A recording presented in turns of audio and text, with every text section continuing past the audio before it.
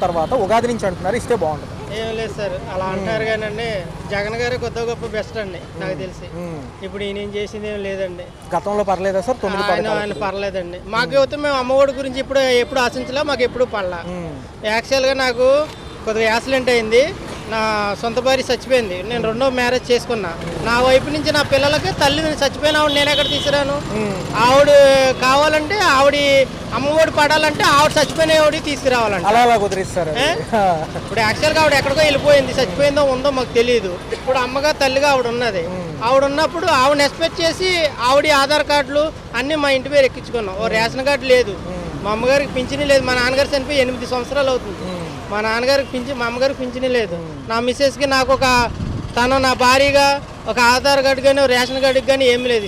కొత్త సిస్టాలు పెట్టి ఉన్నోళ్ళు ప్యానాలు తీయడం తప్ప ఏమీ లేదన్న. వాలంటీర్ వ్యవస్థ కూడా వాలంటీర్లు గట్టా ఏమి లేదన్న. ఒకప్పుడు ఆయన జగన్ గారి పరిపాలనలో మట్టికి నేను తెలుగుదేశమే, కానీ జగన్ గారి గురించి ఎందుకు చెప్తున్నట్టు వాలంటీర్లు ఇంటికి పంపించి వాళ్ళని దానికి దీనికి రాయండమ్మని చెప్పి పంపించారు.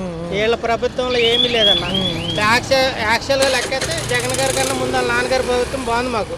తర్వాత చంద్రబాబు నాయుడు గారు కన్నా రామారావు గారి పద్ధతి బాగుంది మాకు.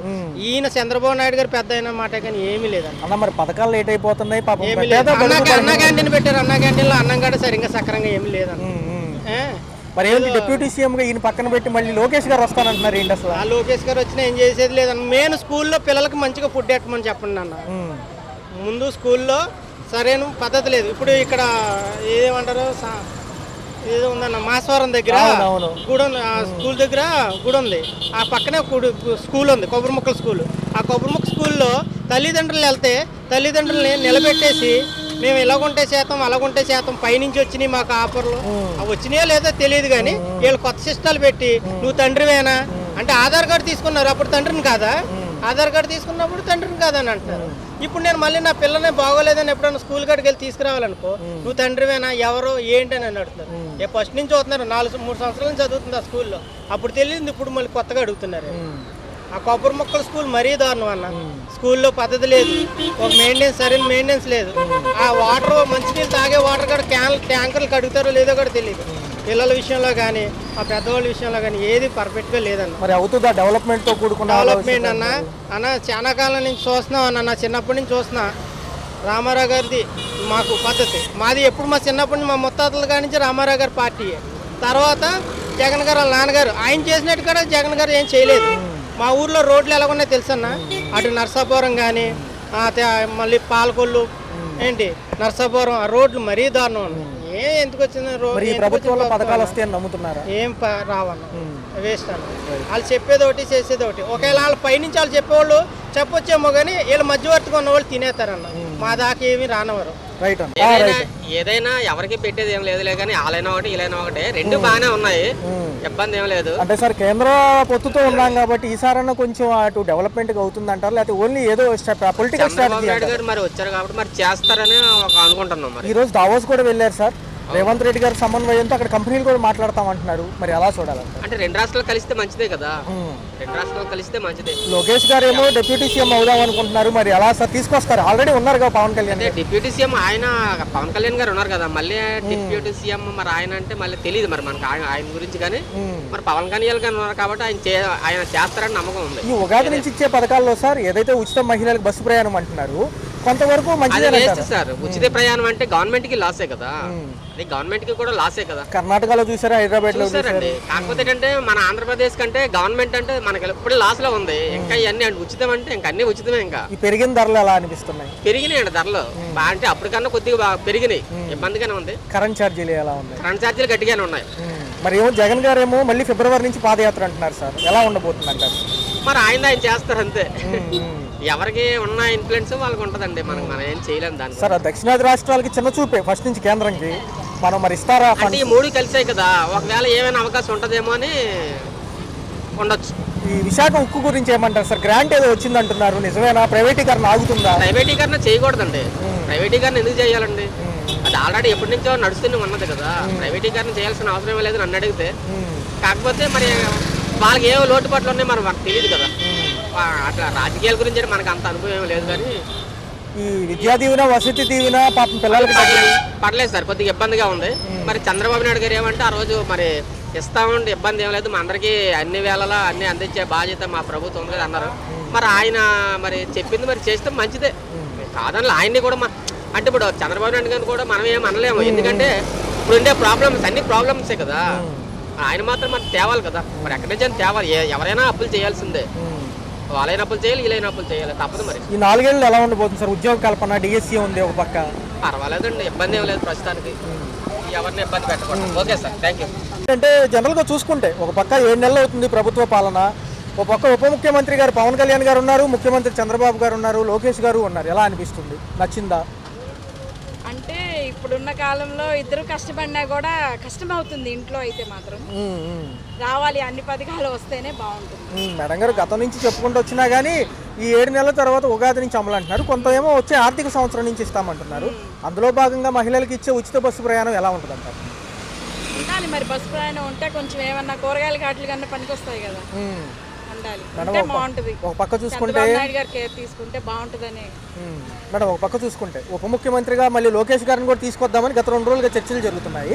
ఆల్రెడీ పవన్ కళ్యాణ్ గారు ఉన్నారు కాబట్టి ఈయన పనితీరు ఎలా అనిపించింది? ఎందుకంటే 7 months ఆయన సినీ రంగం వ్యక్తే కదా. పవన్ కళ్యాణ్ గారు చాలా చేశారు కదా, సొంత డబ్బులతో కూడా చాలా పెట్టున్నారు. అది మాత్రం అందరికీ తెలిసిందే, అందరూ చూస్తున్నారు కూడా. గతంలో సంక్షేమానికి 9 పథకాలు తెచ్చిన జగన్ గారు మళ్ళీ ఫిబ్రవరి నుంచి జనంలోకి వస్తారంటున్నారు పాదయాత్రగా. ఒకవేళ ఆహ్వానిస్తారంటే పేద బలుగు బలహీన వర్గాలు కూడా ఉన్నాయి కదా. ఇక ఏది చెప్పడానికి లేదు, ఏంటంటే ఇక 50-50గా అయిపోయింది పరిస్థితి.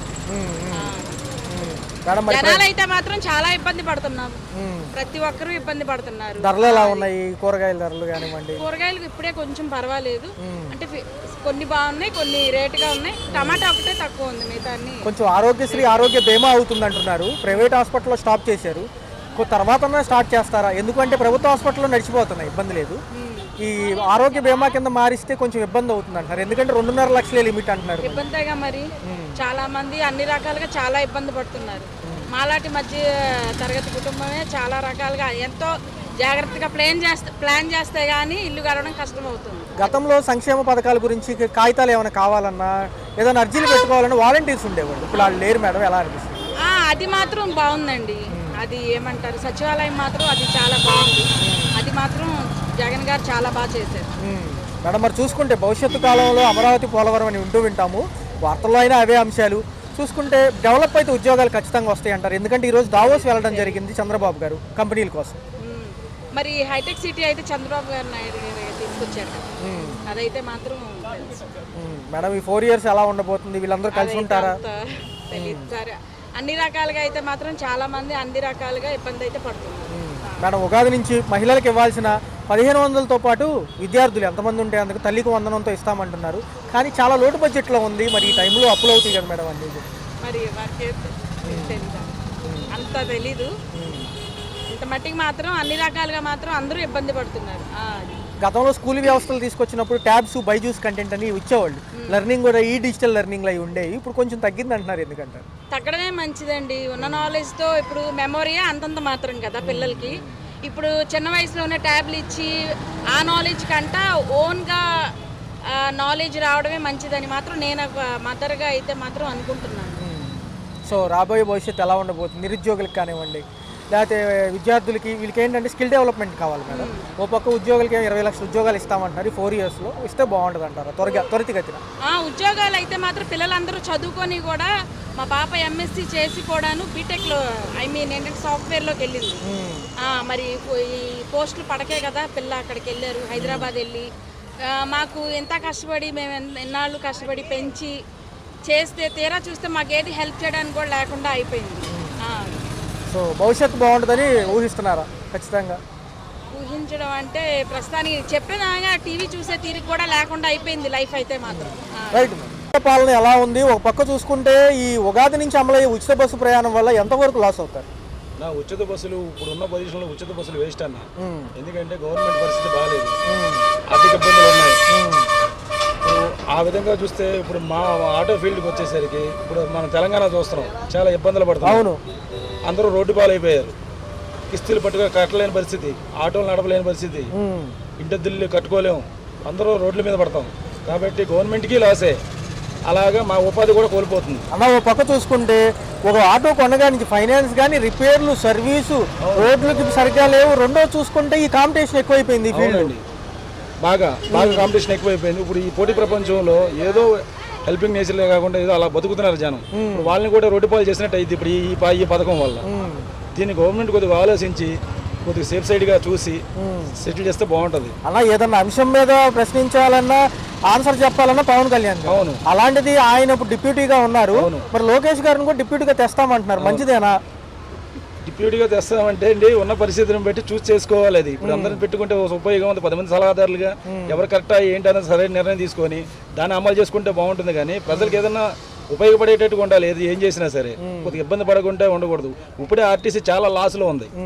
ఇప్పుడు ఆ పరిస్థితిలోని మళ్ళీ ఉచిత బస్సులు అంటే అదంతా గవర్నమెంట్ మీద ప్రజల మీదే భారం పడుతుంది. చాలా మంది విశ్లేషకులు దీని మీద ఏమంటున్నారంటే రాజకీయ విశ్లేషకులు కూడా రాయితీలు ఇవ్వండి ఇస్తే గనక, రెండోది ఆటో కార్మికులకి బాగానే ఉంటుంది, వీళ్ళకి బాగానే ఉంటుంది, నచ్చినోడు ఎక్కుతాడు లేదా ఎక్కుతాడు ఫాస్ట్గా వెళ్ళాలనుకునేవాడు. ఇప్పుడు ఆ పరిస్థితి లేదు. ఉన్న పరిస్థితి ఏంటంటే అప్పుడు ఆ పరిస్థితి అయితే లేదు.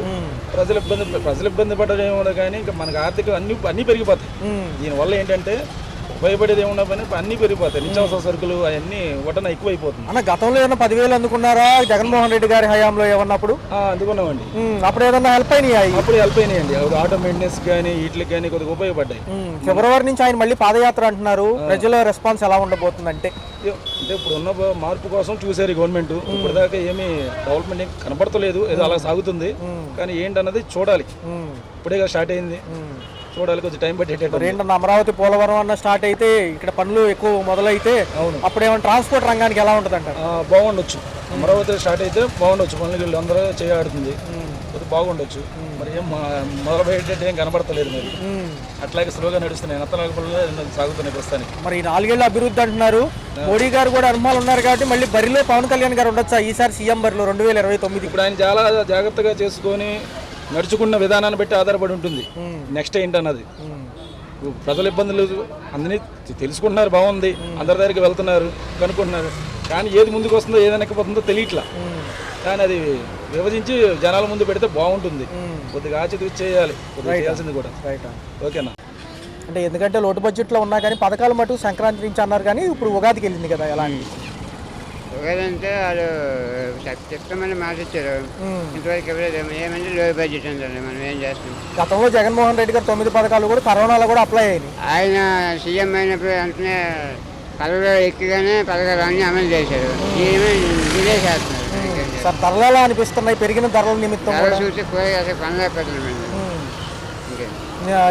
కరెంట్ ఛార్జీలు ఎలా ఉన్నాయి సార్? కరెంట్ ఛార్జీలు పెంచారండి. 200 నుంచి 400 వస్తుంది. మరి ఇప్పుడేమో డిప్యూటీ సీఎం పదవిలో లోకేష్ గారిని పెడతారంట, ఆల్రెడీ పవన్ కళ్యాణ్ గారు ఉన్నారు కదా. దాని గురించి మనకి ఐడియా లేదు. సార్ ఎలా ఉంది మరి చూస్తే రోడ్ల వ్యవస్థ ఎలా ఉంది, పర్లేదా? రోడ్లు పర్లేదు, కొద్దిగా రోడ్లు ఎక్కడ వేస్తాను, కొద్దిగా రోడ్లు వేసిన అయితే వేస్తాను. ఉచిత బస్సు ప్రయాణం మహిళలకు అంటున్నారు, మంచిదేనా? అది మేము వేస్తే మంచిదే కానీ అంటే చాలా మంది వృధాగా తిరిగే వాళ్ళు ఎక్కువ అవుతారు అంటున్నారు, ఇవ్వచ్చా? ఇవ్వచ్చండి, పర్లేదు. పని మంచి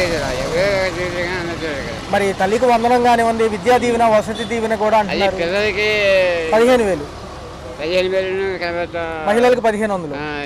పీజీ రియంబర్స్మెంట్ ఇవన్నీ ఆగిపోయినాయి. ఇంతవరకు వాటి గురించి పట్టించుకోలేదు. అదే ముందు పేజీకి పిల్లలకే ఇవ్వాలి. ఇవన్నీ ఇచ్చినా పిల్లలకే ఇవ్వాలి. మరి ఈయనేమో ఇవాళ దావోస్ వెళ్ళారు, ఫారెన్ కంపెనీలు తీసుకొస్తానని, అవుతాయి అంటారు. మరి దాని గురించి మనకి ఐడియా ఉండదు, కంపెనీ గురించి. పిల్లలకి ముందు చదువు ఉన్నాయి కదా, ఆ పీజీ రియంబర్స్మెంట్ అమ్మఒడి వేస్తే ఇవే పథకాలు లేకపోయినా అవే అమలు చేస్తే మంచిది. విశాఖ ఉక్కు పరిశ్రమ కూడా ప్రైవేటీకరణ పోరాటం చేసి ఆగారు. మరి ఎలా ఉండబోతుందో, ఆగుతుందా వెళ్ళిపోతుందా ప్రైవేట్ వైపు? దాని గురించి మనం తెలియదు కానీ డబ్బులే ఇచ్చే అంటాను కదా, ఈ మధ్యన డెవలప్ అవుతుంది అంటాను మనకి అంతవరకు. అప్పుడు నష్టపరిహారం ఏమైనా అందిందా వరదల టైంలో? ఏం లేదండి. ఎందుకంటే ఎలా ఉంది మరి 7 నెలలు బాగా కష్టంగా ఉందంటున్నారు, పనులు లేవంటున్నారు చాలా మంది. పనులు అలాగా అడగడగా ఉన్నాయి, అలాగా లేదన్నాక లేదు, ఉందని లేదు, అలాగా. మరి ఫిబ్రవరి నుంచి జగన్ గారు వస్తానంటున్నారు, మరి ఆహ్వానిస్తారా మళ్ళీ ఒకసారి? తప్పకుండా ఆహ్వానిస్తాం.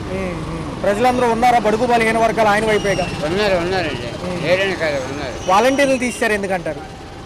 వాలంటీర్లు అంటే మరి వాళ్ళకి నచ్చలేదు తీశారు. మరి సచివాలయం స్టాఫ్ ఎంతవరకు అని ఇవ్వగలరు?